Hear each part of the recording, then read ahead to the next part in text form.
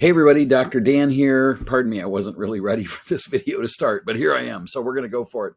So this week I'm doing something a little bit different. Instead of being in front of the textbook as I was last week, I'm going to be in front of my reading notes because that's really sort of the summary of the whole chapter. So this is chapter 5, the Greek world, and it's complicated, but I think the book does a good job of breaking it down to something we can kind of understand.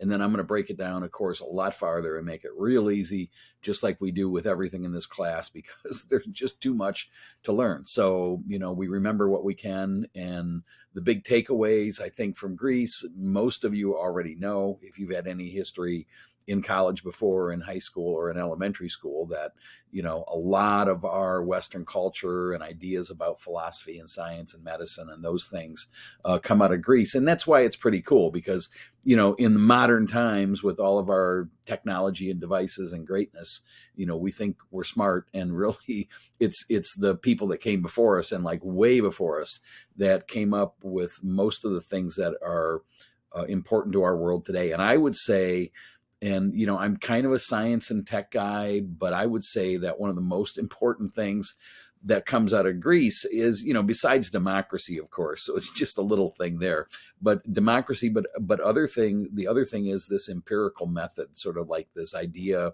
that things need to be proven. So that's Aristotle for the most part. And there's a little blurb about him in the chapter. So check that out. But those are like big things, democracy and the scientific method. So, I mean, and not to mention, the basis of medicine and other things. So there's a lot of cool stuff about Greece. And that's why overall this chapter is important. It's important to know something about Greek history because so much of our history is based on Greece. Well, we'll talk about democracy, but I mean, guys like Thomas Jefferson and Madison, the founders of the US, when they were putting together ideas for the Constitution, they were reading, Pericles, and, they were reading about Solon and their ideas about democracy. So it's not some faraway connection. It's a real connection from our government today to the basis in Greek history in Athens, and some more stuff you'll read about. So that's why it's important. One thing to know about is, where it's at. So it's on the Mediterranean. If you guys know where Italy is, and you can see Italy over here, if you know where Italy is, Greece is just to the east of it on the Mediterranean. And it's sort of sticks out from Europe, and it's rocky on the north, and then is obviously surrounded by seas all around on the east, west, and south.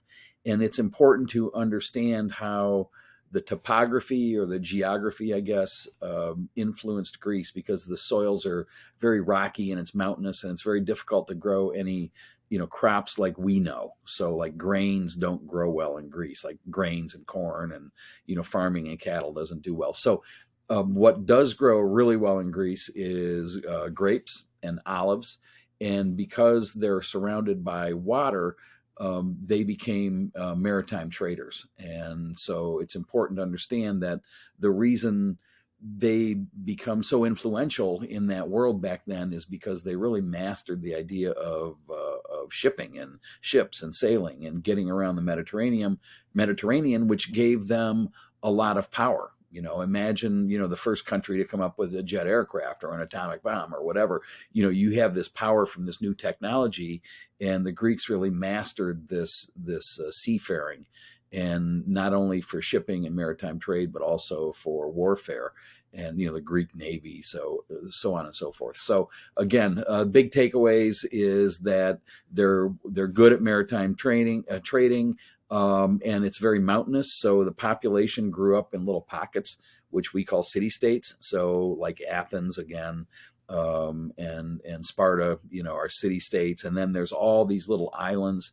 As you look at the map in the textbook, you'll see all these little islands. The Isle of Crete, for example, these were all city-states. So it's a complicated topography, but it's important to understand it as far as why it developed the way it did, not only in these little pockets of civilization, but to become experts at maritime trade. So there's that.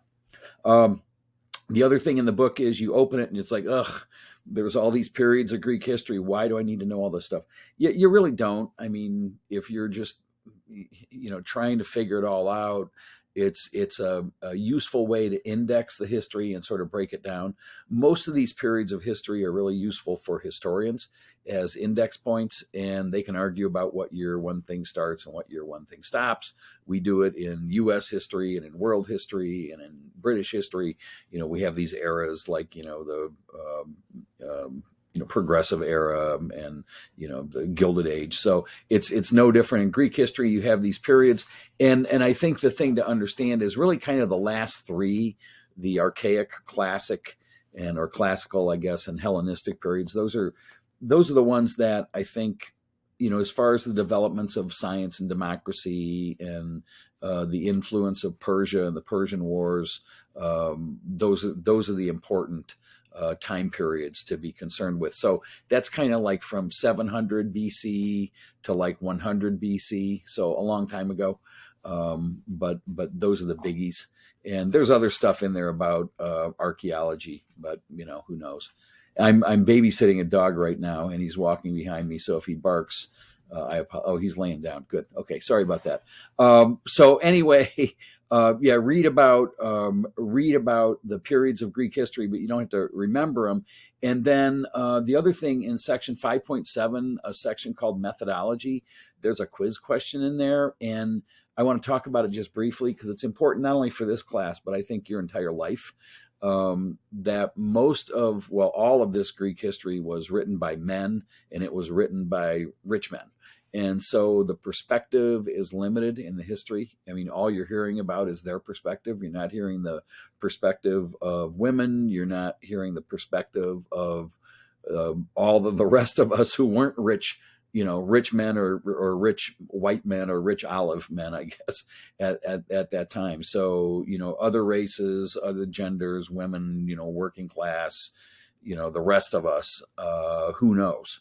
But I mean, that's sort of a big problem with all of history, is that it always, I would argue up until like 1980, like most of the historians who had published, 20 years prior were all like white guys. So it's not until, the 1980s, 1990s, and so on and so forth that, different types of people started to write history. So you started to get this better view. I mean, I had an exercise once in college, maybe I already told you about it, where I had to write a Eastern facing view of American history. So I had to write it from the perspective of the Native Americans, how these people came and attacked them, so on and so forth. So, sorry, off target, but just keep that in mind, that this is written from the standpoint of men and white men. And that's a big thing to take out of actually this entire class, because now our textbook authors are very diverse.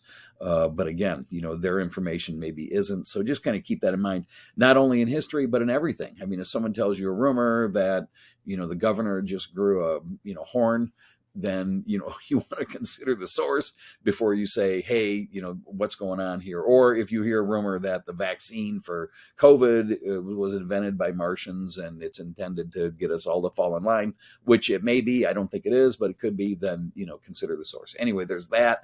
Sorry about that. You'll read about mythology. You'll read about archaic Greece. There's 2 quiz questions there.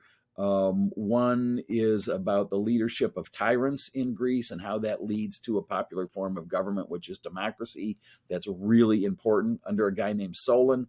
You've heard of that if you live in Cleveland, because it's the name of a suburb.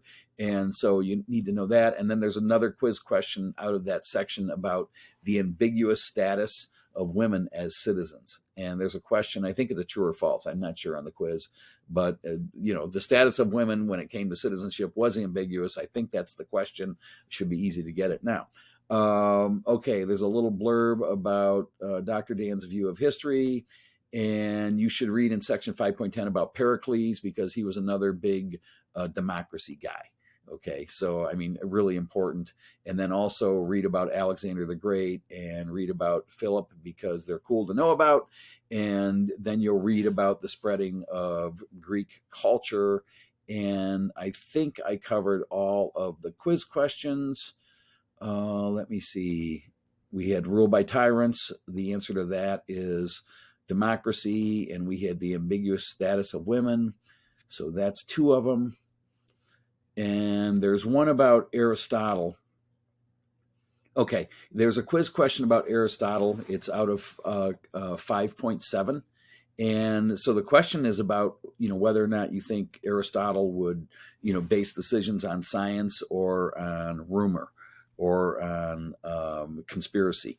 So, I mean, I think the answer to that's pretty obvious considering how he was an empiricist. And if you don't know what that means, you can look it up or just read through the notes. It's pretty easy. But sorry I went so long. I think that's everything. But read through it. I mean, we're not giving any of this stuff the time that it deserves. But I think we covered the big stuff here. You'll get the details in the book. And then next week we do Rome, which is going to be like this, only more so. A lot of stuff going on. So we'll just try to pull out the biggies. If you have any questions or you have any trouble or need help, let me know. Have a great week. Stay safe. See you later. Take care. Bye-bye.